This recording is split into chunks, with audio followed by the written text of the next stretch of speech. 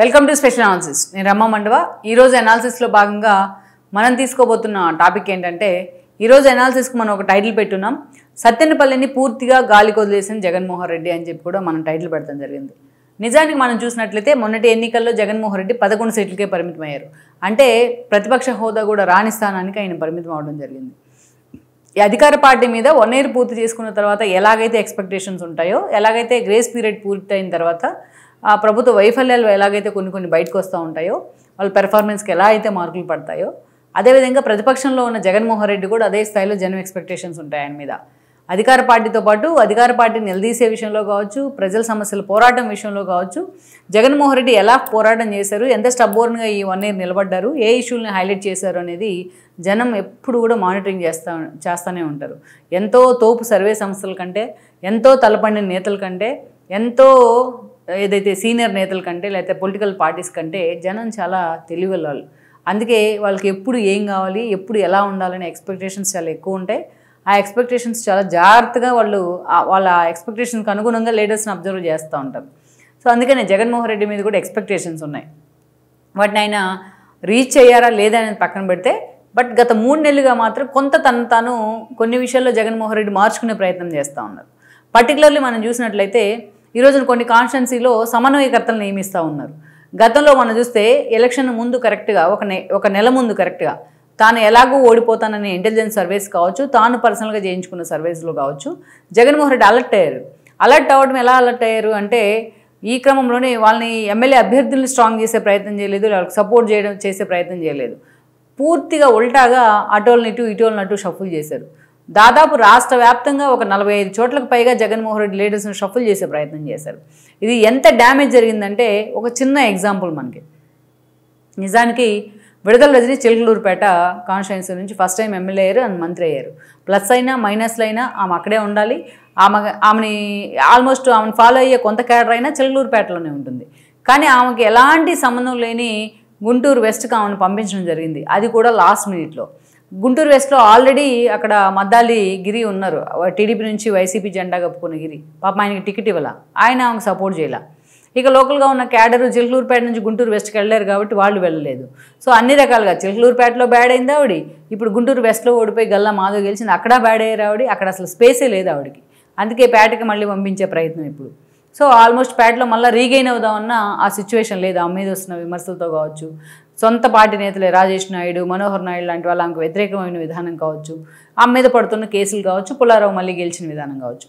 So అలా ఇదొక live example. Jaganmohan Reddy చేసిన ప్రయోగాలు ఎంతమంది నేతల భవిష్యత్తును డైలమాలో పడేసాయి, ఎంతమందికి ఒక బెటర్ ఎక్స్పీరియన్స్ మిగిల్చాయనడానికి ఇది ఒక చిన్న ఎగ్జాంపులే. ఎలాంటి ఎక్స్పెరిమెంట్స్ ఎన్నికల ముందు చేయకూడదు అనడానికి కూడా ఇది ఒక ఎగ్జాంపులే. ఎందుకంటే 2009 ఎన్నికల్లో చాలామందికి గుర్తుండే ఉంటుంది. ఆ రోజు చంద్రబాబు నాయుడు అటు టీఆర్ఎస్తోని ఇటు లెఫ్ట్ పార్టీలతోని కలిసి మహాకూటమిని ఏర్పాటు చేశారు. మహాకూటమిని ఏర్పాటు చేస్తే టికెట్ల ఎంపిక రేపు ఉదయం బీఫామ్స్ కంక్లూడ్ అయిపోతున్నాయి, డేట్ అయిపోతుంది అనుకుంటే, ఇవాళ కూడా ఈ నైట్ కూడా బీఫామ్స్ కోసం చంద్రబాబు నాయుడు ఇంటి ముందు ఫైటింగ్ సీన్ జరుగుతూ ఉంది. చాలామంది పెట్రోల్ డబ్బాలు ఎత్తుకొని వచ్చి పెట్రోల్ పోసుకుంటా ఉంటూ హడావిడి చేసిన సందర్భాలు ఉన్నాయి ఆ రోజున. అంటే అభ్యర్థులు అక్కడ టీఆర్ఎస్కి ఇవ్వాలా, ఇక్కడ టీడీపీకి ఇవ్వాలా అని ఆ ఫైటింగ్లో అంత న్యూసెన్స్ నడిచిందనమాట. సో అందుకే ఎవరు కూడా పొత్తులు ఉన్నప్పటికీ, అందుకే మొన్న ఆ బెటర్ ఎక్స్పీరియన్స్లే మొన్న చంద్రబాబు నాయుడు అంత పొత్తులో కూడా చాలా జాగ్రత్తగా క్యాలిక్యులేటెడ్గా ముందే ఆయన వాస్తవానికి ఆయన యాటిట్యూడ్కి భిన్నంగా ముందే అనౌన్స్ చేశారు. ఆయన పక్కనే పవన్ కళ్యాణ్ కూర్చోబెట్టుకొని ఫస్ట్ ఫేజ్ అండ్ సెకండ్ ఫేజ్లో. సో మనం చూసినట్లయితే అలాంటి ఎప్పుడైతే ఏ పార్టీకైనా అలాంటి ఎక్స్పీరియన్స్ వస్తుందో, అదే 2009లో ప్రజారాజ్యం కూడా అలాంటి ఎక్స్పీరియన్స్నే ఫేస్ చేసింది. అసలు ఎక్కడ టికెట్లు ఇస్తున్నాం, ఎవరు అభ్యర్థి అనే విషయంలో చాలా కన్ఫ్యూజన్ ఉండింది ఆ పార్టీలో ఆ రోజున. ఎందుకంటే మేము దగ్గర నుంచి చూసిన కవర్ చేసిన జర్నలిస్టులు. సో ఆ రోజు కూడా అంతే, ప్రజారాజ్యంలో ఆ కన్ఫ్యూజనే ఆ పార్టీకి 18 సీట్లు రావడానికి కారణమైంది. లేకపోతే ఇంకా కనీసం ఇంకో 18 సీట్లన్నా వచ్చి ఉండేవి. చాలామంది మనం చూస్తే మసాలా ఈరన్ లాంటి వాళ్ళు లాస్ట్ మినిట్ వరకు టికెట్ ఇస్తామని చెప్పారు ఆయనకి. లాస్ట్ మినిట్లో టికెట్ అనౌన్స్ చేయలేదు. సో అలా ఎంతోమంది ఆ పార్టీ ఆఫీస్ ముందు ధర్నాలు చేసిన సిచ్యువేషన్ కూడా ఉండేది జూబ్లీ హిల్స్లో. అలా ఆ కన్ఫ్యూజన్ క్రియేట్ చేసే ప్రయత్నం చేశారు జగన్మోహన్ రెడ్డి. ఆ మెస్ అంతా క్రియేట్ అయింది. అది నిజంగానే ఒక బెటర్ ఎక్స్పీరియన్స్ మిగిల్చింది. అందుకే ఈరోజు దాన్ని కరెక్ట్ చేసే ప్రయత్నంలో ఇప్పుడిప్పుడే జగన్మోహన్ రెడ్డి కళ్ళు తెరుచుకుంటూ ఉన్నారు. చాలా కాన్స్టిట్యున్సీల్లో సమన్వయకర్తలు నియమిస్తూ ఉన్నారు. చాలా కాన్స్టిట్యున్సీల్లో ఈ రోజున కొంచెం ఇన్ఛార్జీలు కూడా కొత్త వాళ్ళని తీసుకొచ్చి కొంత అటు ఇటు షఫుల్ చేసే ప్రయత్నం చేస్తున్నారు. అయితే ఆ షఫుల్ చేసే ప్రయత్నంలోనే జగన్మోహన్ రెడ్డి ఇంకా తప్పులు చేస్తున్నారనేది ఆ పార్టీ నేతలు చెప్తున్నమాట. ఎందుకంటే ఒక సత్తెనపల్లి లాంటి ఒక ఐడియల్ కాన్స్టిట్యున్సీని తీసుకుంటే జగన్మోహన్ రెడ్డి ఈరోజు అందులో ఏం చేశారనేది మనకు అర్థమవుతుంది. అసలు సత్తెనపల్లి కాన్స్టిట్యున్సీ జగన్మోహన్ రెడ్డి పార్టీ పెట్టిన దగ్గర నుంచి కూడా ఆయనకి అనేక రకాలుగా ఒక ఎక్స్పెరిమెంట్ ప్రయోగశాలగా మారుస్తూ వచ్చారు దాన్ని. మనం చూసినట్లయితే సత్తెనపల్లి కాన్స్టిట్యున్సీ నుంచి 2014లో జగన్మోహన్ రెడ్డి ఫస్ట్ టైం సాధారణ ఎన్నికలను ఫేస్ చేశారు. ఆ క్రమంలోనే సత్తెనపల్లికి అంబటి రాంబాబుని ఎంపిక చేశారు. యాక్చువల్గా అంబటి రాంబాబుది రేపల్లె. గతంలో ఆయన ఒక్కసారి కాంగ్రెస్ నుంచి ఎమ్మెల్యే అయ్యారు. వైఎస్ఆర్ హయాంలో ఏపీఐసి చైర్మన్ కూడా ఆయన పనిచేశారు. బట్ అదే స్థాయిలో వాయిస్ ఉన్న నేతగా పేరుంది. జగన్మోహన్ రెడ్డితోని డే 1 వాళ్ళ తండ్రి మరణం తర్వాత డే 1 నడిచిన నేత ఎవరంటే అంబటి రాంబాబే. ఆ తర్వాతే జూపూడి కానీ మిగతా వాళ్ళు కానీ వస్తూ వచ్చారు. మిగతా శ్రీకాంత్ రెడ్డి, కోరుముట్ల శ్రీనివాస్ లాంటి వాళ్ళు. ఆ లాయల్టీ అయితే ఆయన జగన్మోహన్ రెడ్డికి చూపిస్తూ వచ్చారు. సో అయితే ఆ క్రమంలోనే ఆ రోజున వాన్పిక్ కేసులోని అప్పటికే కాంగ్రెస్ గవర్నమెంట్లో వైఎస్ఆర్ గవర్నమెంట్లో మంత్రిగా ఉన్న రమణ ఎవరైతే ఉన్నారో మోపిదేవి వెంకటరమణ, ఆ రమణ ఆ రోజు మంత్రిగా ఉన్నారు. వాన్పిక్ కేసులో ఆల్రెడీ జగన్మోహన్ రెడ్డితో పాటు జైల్లో ఉండి వచ్చారు. జగన్మోహన్ రెడ్డి జైలు నుంచి బయటకు వచ్చిన తర్వాత వెంకటరమణ కూడా మోపిదేవి వెంకటరమణ కూడా బయటకు వచ్చారు. విత్ ఇమీడియట్ ఎఫెక్ట్ వైఎస్ఆర్సీపీలో జాయిన్ అయిపోయారు ఆయన, కాంగ్రెస్ కేసులు పెట్టింది అన్న కారణంతో. అయితే ఆయన సొంతగా రేపల్లి కాబట్టి సో రేపల్లి టికెట్ని ఆయనకి ఇవ్వాల్సిన ఆవశ్యకత జగన్మోహన్ రెడ్డికి ఏర్పడింది. అందుకే అంబటి రాంబాబుని తీసుకొచ్చి లాస్ట్ మినిట్లో సత్తెనపల్లికి పంపించే ప్రయత్నం చేశారు. అది కూడా టికెట్ ఇవ్వకపోతే ఆయన ఫీల్ అవుతారని. అయితే అప్పటికే కోడెల శివప్రసాద్ని నర్సరావుపేట నుంచి సత్తెనపల్లికి తీసుకొచ్చారు చంద్రబాబు నాయుడు, అక్కడ అరవింద్ బాబుని పెట్టి. దెన్ ఆ రోజు మనం చూసినట్లయితే కోడెల లాంటి ఒక స్టాల్ వాడిన నేత, ఆయన ఒక సీనియర్ నేత, అలాంటి నేత ముందు అంబటి నిలబడలేకపోయారు. రాష్ట్ర వ్యాప్తంగా ఉన్న ఆ రోజు ఉన్న టీడీపీ వేవ్ కావచ్చు. దెన్ కోడెల గెలిచారు, ఆయనకి స్పీకర్ పదవి వచ్చింది. బట్ అనేక రకాలుగా ఆయన అసెంబ్లీలో బయట కూడా హ్యూమిలేట్ చేస్తూ వచ్చారు.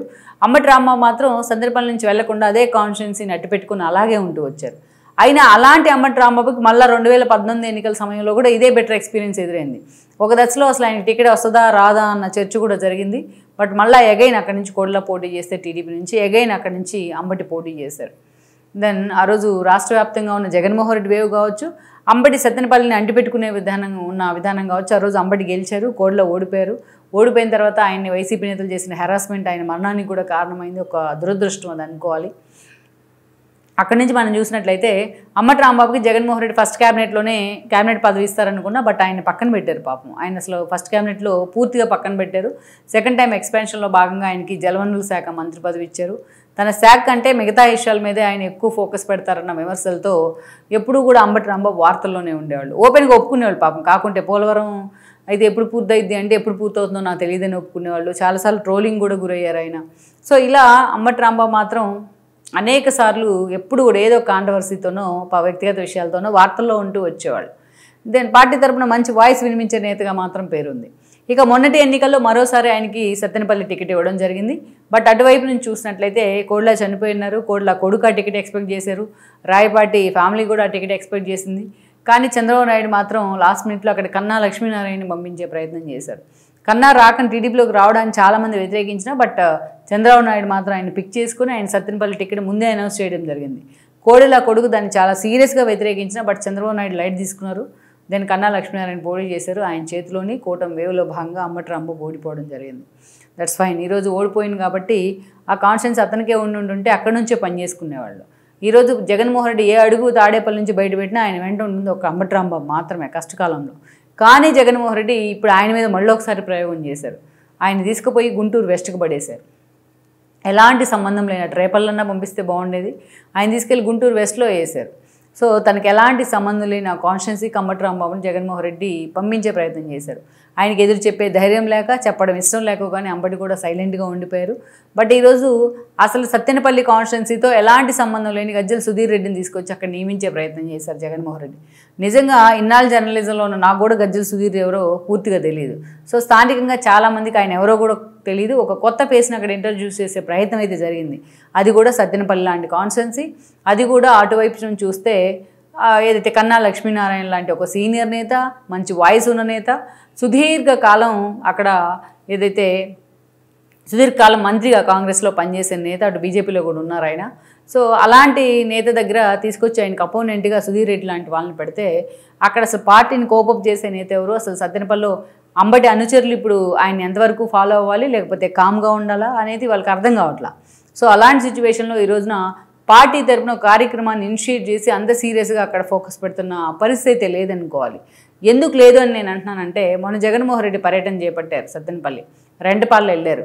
ఆ రోజు ఆ పర్యటనలో నిజంగా మంచి ఒక సాలిడ్ నేతలు ఇద్దరో ఒకరో ఉండి, ఒక అంబటి రాంబాబు లాంటి నేత నిజంగానే అక్కడ నిలబడుకొని వెళ్ళారు ఆ రోజు, ఓకే. బట్ ఆ నిజంగా కనుక పార్టీ కోసం నిలబడినట్లయితే సిన్సియర్గా అక్కడ ప్రోగ్రాంలు అన్ని దగ్గర చూసుకుంటే అంత మెస్ అయ్యేది కాదు. ఆ పోస్టర్లు కానీ, లేకపోతే ఆ సింగయ్య మరణం కానీ, ఇంకా ఇద్దరు మరణం కానీ, ఇదంతా జరిగిపోయి ఉండొచ్చు. సో అందుకనే అంత సీరియస్గా జగన్మోహన్ రెడ్డి అక్కడ ఫోకస్ పెట్టలేకపోతూ ఉన్నారు. అక్కడ సీనియర్ నేత పెట్టిన నేతలు కూడా అంత సీరియస్గా కార్యక్రమాల్లో పాల్గొనలేకపోతూ ఉన్నారు. సో సక్సెస్ఫుల్గా మనం అనుకున్నట్టు జగన్మోహన్ రెడ్డి మాత్రం సత్తెనపల్లిని గాలికి వదిలేసినట్టే అని మనం అనుకోవచ్చు. మరి ఇప్పటికైనా సుధీర్ రెడ్డి విషయాన్ని జగన్మోహన్ రెడ్డి మార్చుకునే ప్రయత్నం చేస్తారా, ఆయన ఇప్పటికైనా కరెక్ట్ చేసే ప్రయత్నం చేస్తారా అన్నది మనం చూడాల్సి ఉంది. ఈ వీడియో మీకు నచ్చినట్లయితే please share, like and subscribe R24 Telugu.